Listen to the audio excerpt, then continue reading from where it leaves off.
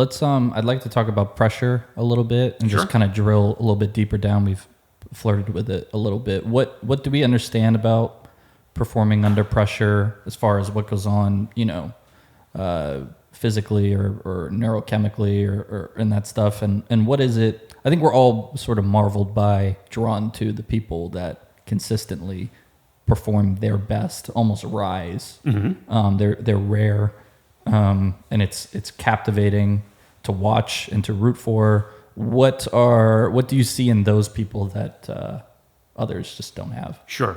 So I think understanding that pressure. Think of pressure as being a little bit like a Goldilocks metaphor. Right? So there's the kind of pressure that's just right. There's the kind of pressure that isn't enough, and there's the kind of pressure that there's too much of. So think of it as being kind of in three zones. Sure. The just right part of it, that's a component of being in a flow state. You're under an ideal type of pressure, and the thinking tends to shut off. Things become more automatic. Things become less effortful, and that's the gold standard of what everybody's trying to accomplish. It's difficult, though. You're much more likely to be in one of the other two Goldilocks zones, either where you're not feeling enough pressure or you're feeling too much of it, and that exists for all of us. What creates pressure and ends up going into those three zones tends to be three elements. And so let's say that you're trying to make a putt. You've got a 4-foot putt. Okay, you're trying to make a putt. The things that go into that outcome is how important is it to make that 4-foot putt. Right? If you're practicing on a Sunday afternoon and you're practicing 4-footers, that 1 4-footer that you're hitting has some importance, but it's not the same as being on the 18th hole of the club championship and you've got a 4-footer.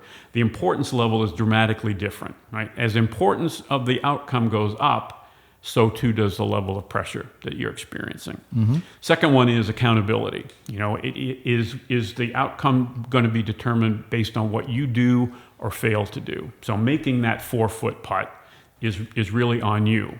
Does your caddy want you to make that 4-foot putt to win the club championship? Probably, but his level of pressure isn't nearly as high as yours because he doesn't have the putter in his hand. Right? So as the accountability goes up, so too does the level of pressure. And the final piece of it, and this is really the determination between good pressure and bad pressure, is how high is your level of certainty or confidence that you can make that 4-foot putt. When you are confident or certain that you can do it, your pressure level tends to go down. I'm saying to yourself, I've been practicing 4-footers my entire life. This one's no different. I got this. As opposed to, God, I should have spent more time practicing 4-footers, not taking 5-footers for gimmies. Now I got to make a 4-footer to win the club championship. That guy's pressure is going through the roof. So good pressure and the kind of pressure that elevates your ability to perform up to your potential it's important, it's on me, and I know I can do it. And that's where you see the cream of the crop people have that mindset. They want to be in the spotlight when it really matters, and they want to have the ball. But they've got to have done the work and been there before to really have an unflappable sense of certainty that they can do what needs to be done. So you think about a Michael Jordan, for example.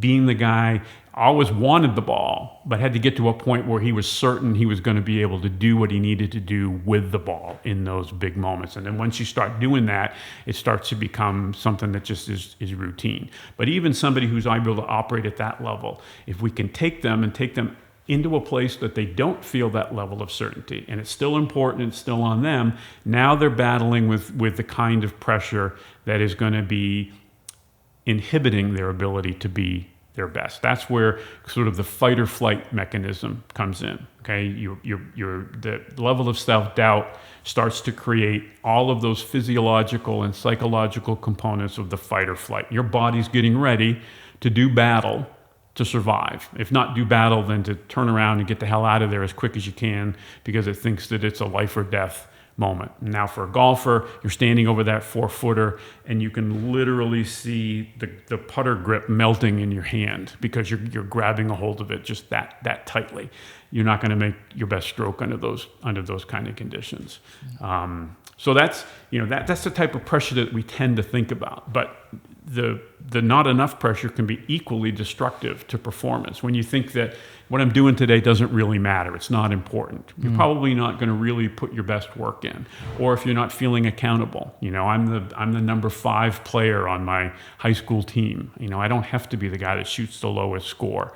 That can take your pressure level down too low. Or if you've got an abundance of certainty. So again, that cocky, overly confident person who thinks that their shit doesn't stink. They're down here in this low zone where they're flat, they're sloppy, because basically their brain just isn't engaged. Yeah. Up here, your brain is overly engaged because it thinks that your life is on the line. Down here, it feels like there's nothing that matters, and so I'm just going to take a vacation day today.